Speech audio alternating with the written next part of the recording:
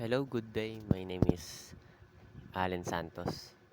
Ngayon isa-summarize ko yung Python Essential, which is yung writing your first program in Python, Python literals, and data manipulation tools. Let's start. Let's start writing your first program. It's time to start writing some real working Python code. It will be se- it will be very simple for the first time being pala. The first program consists of the following parts. The word print, wait lang.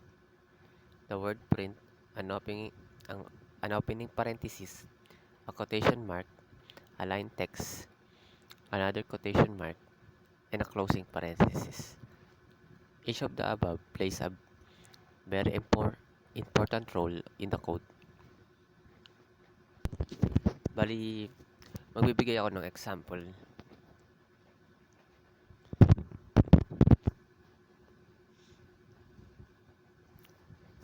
Ito na. Lalagay lang na.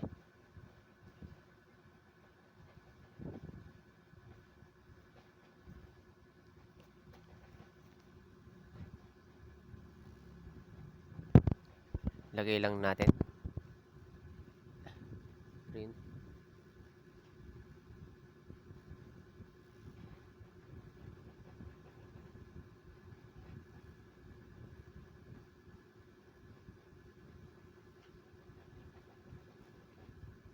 Hello world.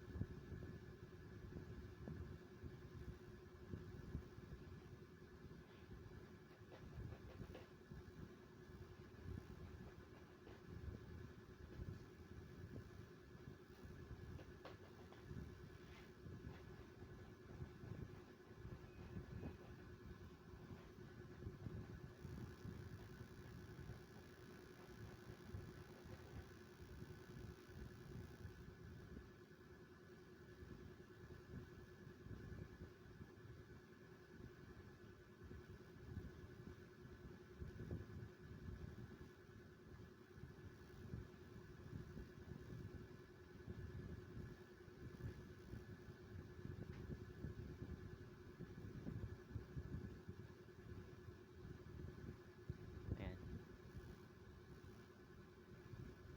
Yan ang kakalabas ng program natin. Hello world. Hello world yung sinulat. Bali, magbibigay ulit ako ng another example.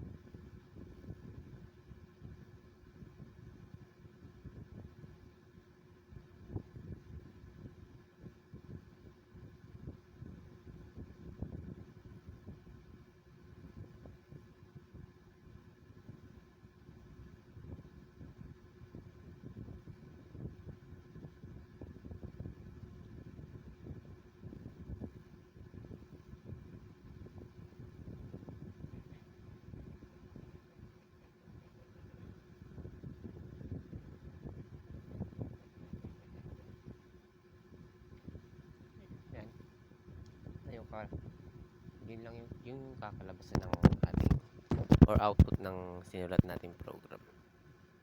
Napaka basic lang.